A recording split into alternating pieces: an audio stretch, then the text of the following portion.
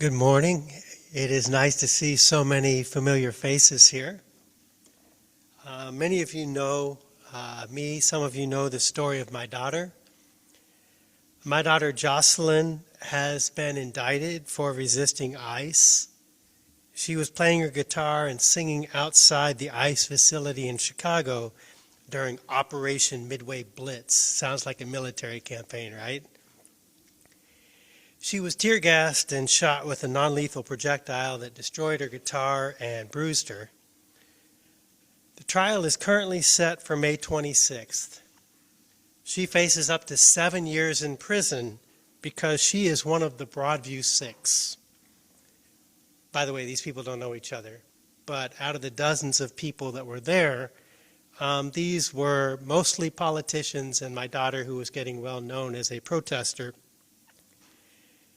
The Chicago Tribune, Sun-Times, and other news agencies are describing these charges as a weaponization of the Justice Department to intimidate protesters and to quell resistance. I, for one, am more inclined to resist this administration's policies as a result of these efforts to intimidate their opponents. Perhaps it's ironic, but I actually teach a course on the Bible and immigration at Culver Stockton College. At the beginning of the class, I ask students, where do they think Christians stand on the issue of immigration? Do they support building a wall along the southern border and deporting millions of undocumented immigrants? Or do they advocate for policies to welcome the stranger, feed the hungry, and heal the sick? After some hesitation, students admit they tend to see Christians more on the side of whatever President Trump is doing. If I ask them who they think Jesus would exclude or deport, they tend to have different answers, but they tend to think Christians see the teachings of Jesus as more of an obstacle to overcome than as a resource for thinking about resistance to domination. My good friend Carol Matheson, who served as the organist here for decades, used to lead some of the most memorable lunchtime conversations up at the cafeteria in the college. She would distinguish between Christianity and Christendom. Christianity she associated with Jesus' teachings about loving your enemies, feeding the hungry, and welcoming the stranger. Christendom she associated with the church choosing to emulate Caesar and empire. So whenever Carol talked about Christendom, I couldn't help myself. I had to bring up Christendomer, Christendom and Christendomer. And I think that's what MAGA Christianity in the United States is right now. When I teach about the Bible, I do not encourage my students to take the Bible literally.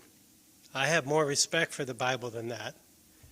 Literalism is a recipe for authoritarians to take a passage from the Bible out of context and to scare people into believing that they should not think for themselves. Charles Hodge introduced the concept of biblical inerrancy and verbal inspiration in the U.S. in the 19th century as Christians in the South were defending slavery by taking passages from the Bible out of context while ignoring potential counter-arguments, counter-evidence, including other passages in the Bible that might say something different. Instead of promoting a literal reading of the Bible, I show my students that the Bible was a book written by many different authors with different points of view under different circumstances. One way of reading the Bible is to see it as a dance between empire and resistance to empire. Some biblical authors glorify religious nationalism, empire, and colonization as a way of spreading or preserving the faith. Other biblical authors were writing when their community was the victim of empire. Some victims of colonization imagined someday they will be the victors and they can treat their enemies with the same impunity that they have experienced. But the Bible also contains visions of a world where the dignity of all peoples is respected, where swords are turned into plowshares, where nations are judged by how they treat the least fortunate members, but also how they treat the foreigner, the stranger, the refugee, the exile. The three Abrahamic faiths share common stories of hope and resistance, beginning with the hope of Abraham, the tribal leader of a nomadic community, a hope that God cared about them and that someday Abraham's descendants would have the same quality of life as the Canaanites, an agricultural community. The story of Abraham's covenant with God is both inspiring and problematic for Jews, Christians, and Muslims. There's a joke told by Jewish rabbis that after their covenant with God, nothing bad ever happened to the Jewish community again. Except, of course, they were enslaved in Egypt. And after the Exodus, they had a brief stint of independence before they were colonized by the Assyrians, the Babylonians, the Persians, the Greeks, the Romans. And after the Romans destroyed their temple and kicked all practicing Jews out of the, quote, promised land, Jews spent most of their history living in shtetls, in ghettos, in predominantly Christian and Muslim nations. For now, I'm going to gloss over the way that some Jews and some Muslims have used these stories about the promised land to promote genocidal fantasies about eliminating their opponents. I know that's a big ask. We're going to set that aside for a moment. Instead, this morning, we will consider some of the myths and rituals of resistance to empire in the Hebrew Bible. One of the earliest signs of resistance comes through the observance of the Sabbath itself. To many of us today, the idea of giving up all work, play, fun, one day a week sounds like torture. But to an enslaved people, the idea that they would refuse to work one day a week was radical and revolutionary. Jews insisted they could not work on Saturdays. You can beat me, you can kill me, but I will not work. Guess what? They got a day off work. One of the first labor movements, arguably. There are multiple ways of reading many of the stories in the Bible, and the story of the Exodus that we heard part of earlier today with the children. The most common telling, I'm going to start with the version I don't like. The most common telling of the story is that God chose one people, the descendants of Abraham, and didn't care about the other people. Sorry, I can't get my paper separated here.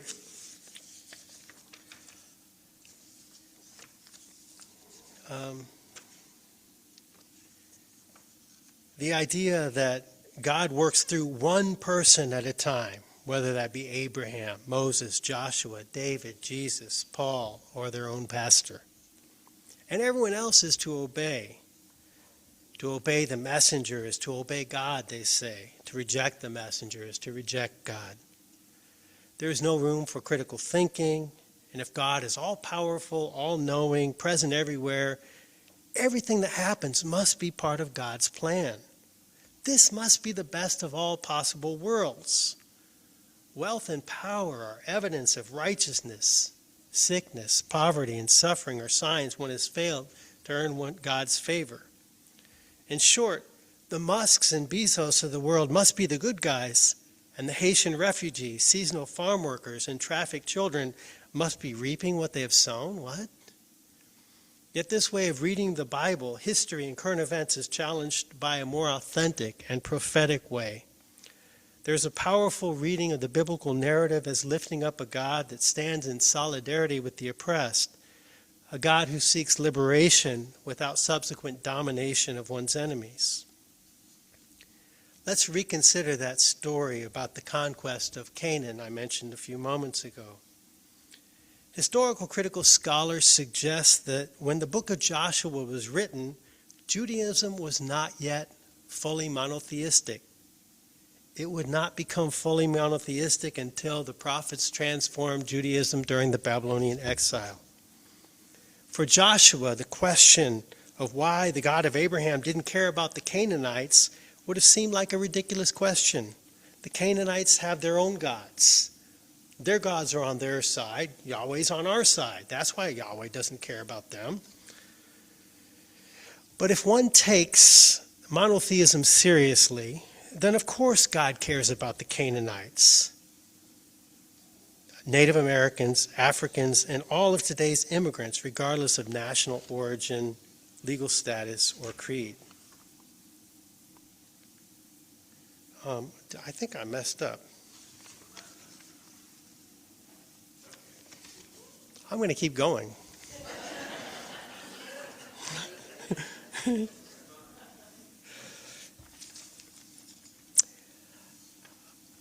I want to go back to that story of the conquest that I didn't actually finish telling. According to the book of Joshua, they were to kill every man, woman, and child in Jericho and Ai to conquer Canaan through holy war. And I asked my students how this way of telling the story about the conquest of Canaan inspired Europeans to engage in ethnic cleansing of the Americas or to enslave Africans. And they look at me in shock. What does religion have to do with how people justified these things?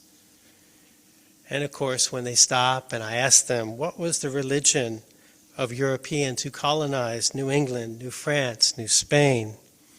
They realize, oh yeah, they were Christians. And I ask, what happened to the Native Americans? How did European Americans come to own all this land? And then when we explore how John Winthrop described America as God's new Israel, how white Christians began to identify themselves as God's chosen people, and how they began to identify Native Americans and Africans as Canaanites. They explicitly reinterpreted biblical narratives about the curse of Cain and the curse of Ham in racial terms to promote white supremacy. And here's where I get in trouble. I suggest you cannot understand this administration's immigration surges in Chicago, Portland, and Minneapolis without understanding that MAGA Christianity is far more inspired by the idea of white Christian nationalism than by the teachings of Jesus. MAGA Christians get drunk daily on the intoxicating fears of the great replacement theory, the idea that the left has joined forces with Satan to destroy white Christian America. These fears inspire MAGA to celebrate the racial profiling of our brown and black neighbors who are swept up in warrantless raids. While claiming to care about documentation, law, and order, they dismiss the documents of our brown and black neighbors as easily as they dismiss Barack Obama's birth certificate. So even with documentation, our brown and black neighbors are getting thrown into vans, roughed up, and released somewhere else without coats and without cell phones. This is what my daughter is telling me. Of course, MAGA assumes that white folks who are resisting ICE are paid protesters, but I digress here. Let's get to another fun topic, democracy. When I ask students why they think Christendom is compatible with democracy, they are often shocked that I would even ask the question. And then I say, okay, tell me which passages in the Bible support the idea of democracy. And very few can answer that. I ask them which political structure has most commonly been associated with Christianity, and of course they recognize the divine right of kings. And this is where they articulate a vision, which I started to read earlier, and I apologize for getting out of order, about God working through one person at a time, etc. But here is what I want to point out. The Bible itself criticizes this notion of the kings. People assume that just because this is the way it was, must have been right. But if anyone has ever read 1 Samuel, the very first time the Jews selected a king, God went off on them in 1 Samuel. He said, "These will be the ways of the king who will reign over you. He will take your sons and appoint them to his chariots. He will take your daughters to be perfumers and cooks and bakers. He will take the best of your fields and vineyards and olives of orchards. He will take 1/10 of your flocks, and you shall become his slaves.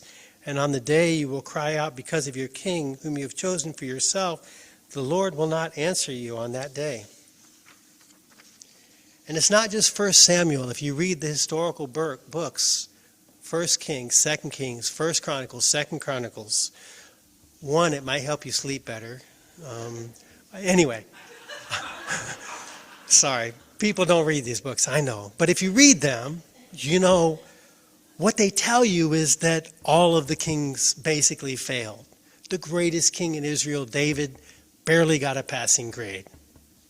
So maybe the Bible isn't quite as simple and on the side. Maybe it's not just 1 Samuel that might be appropriated at a no kings contest. Maybe we should actually read some of these other passages.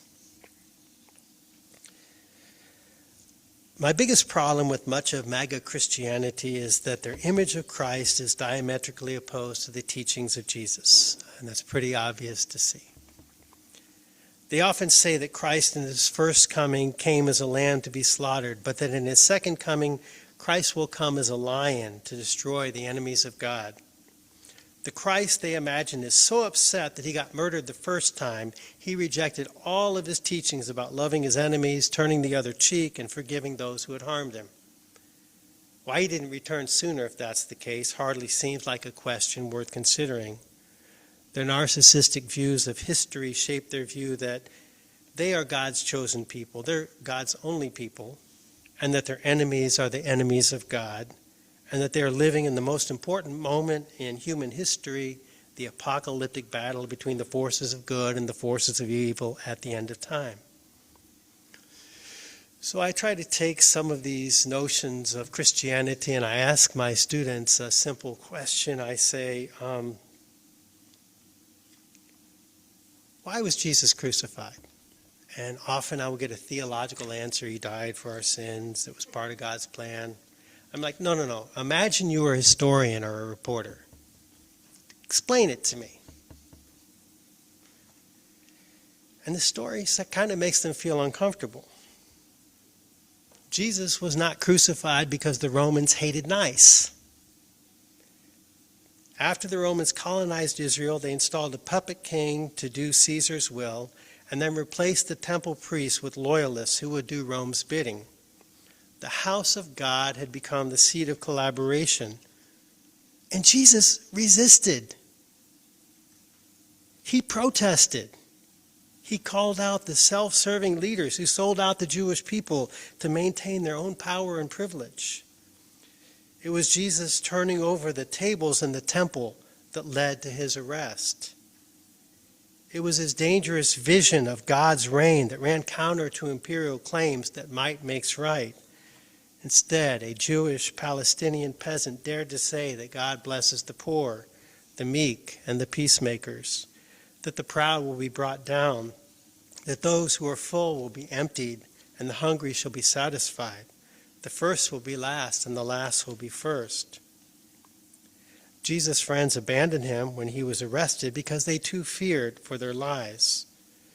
If the story about Peter cutting off the ear of one of the ICE agents who came to arrest Jesus in Gethsemane is true, then it may be quite literally true that Jesus died for Peter's crimes.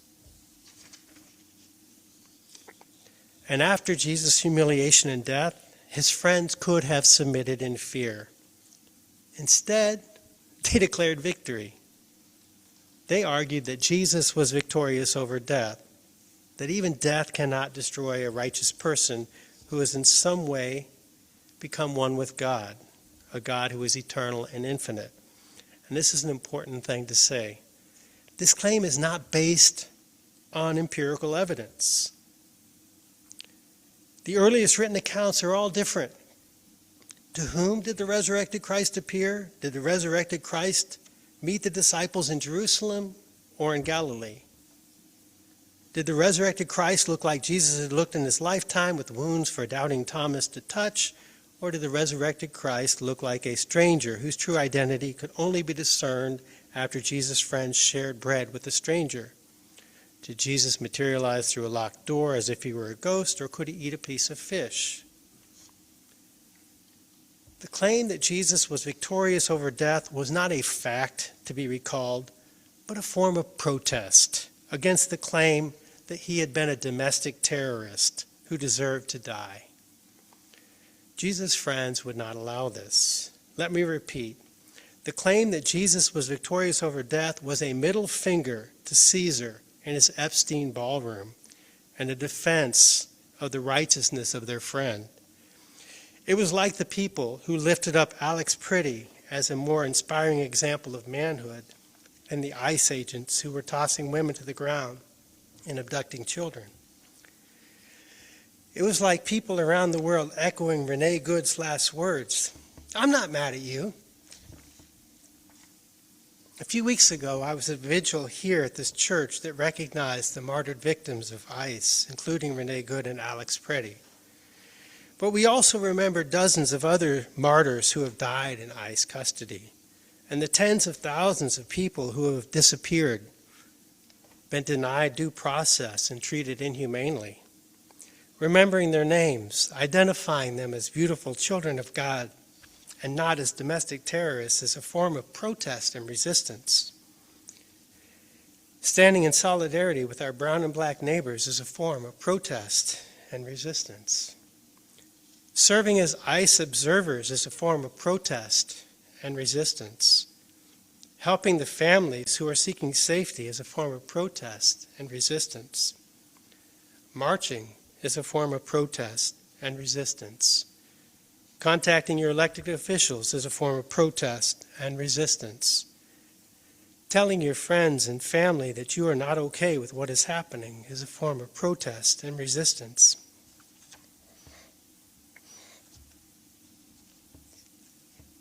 And continuing to sing as you're being tear-gassed and your guitar is being ripped with projectiles is a form of protest and resistance.